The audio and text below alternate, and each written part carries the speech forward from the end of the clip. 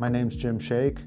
I'm an actuary. I worked at the UAW from 2008 until I retired in 2018. I've been a union member since, about 1968 when I was still in high school. Always supported the rank and file workers, the little guy. Starting in 2014, when the new president, Dennis Williams, came in, he had instituted dues increases. The department head came to me and said, bad news, everybody has to sign these dues authorization cards to have dues withheld from your pay. As we went along, I said, well, Michigan's a right to work state. I don't really need to pay dues. The aide came to me, pulled out the UAW bylaws and said, here's this section, you're other professional employee, you're at will.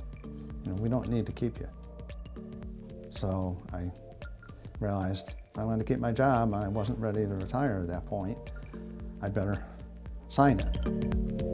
It was uncomfortable. It felt sort of like it was a kickback arrangement. I mentioned that to one of my actuarial colleagues outside the UAW. I didn't get anything. It didn't help me when they were negotiating pension benefits for the internal staff. Got to retire anyway. I'm turning 66, so I put in for my retirement. After that, I sent a letter to the then president of the UAW, Gary Jones, and copied the chief legal counsel there asking for my dues money back. And I never heard any response from them. Contacted someone I knew who recommended the Mackinac Center, and I approached them, and here we are now. I'm pursuing the case after a good deal of thought because, first of all, I was encouraged by one of the staff, UAW staff attorneys, to ask for these monies back. And then when I sent the letter in, I received no response whatsoever, and I thought they didn't care so much about legalities or things like that, and almost an arrogance there. One of the most important things to know about this case is we're used to thinking of the UAW as the union that represents employees against the company they work for. In this case, the UAW is the company. The UAW cannot bargain with itself against itself, and there are laws against having a company union. So it was so surprising when they claimed to have this local X to be a union representing Mr. Shake that the money was just going to the UAW, who's the employer.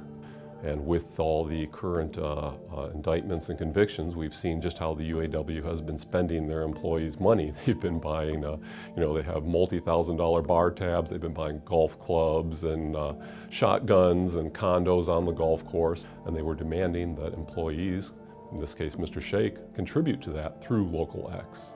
The UAW stated that Local X was a fiction, that there is no such union.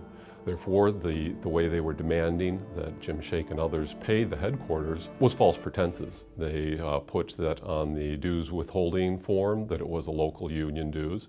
They put on their IRS forms when they reported their income taxes that they were paying dues.